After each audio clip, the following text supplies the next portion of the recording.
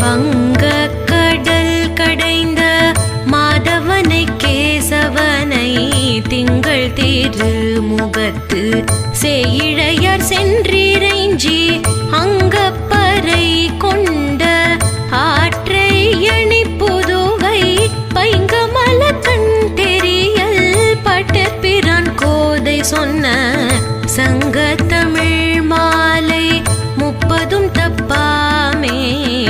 இங்கே இப்பரிசூரை பார் 2 மால்வரை தோள் செங்கண் திருமுகத்து செல்வ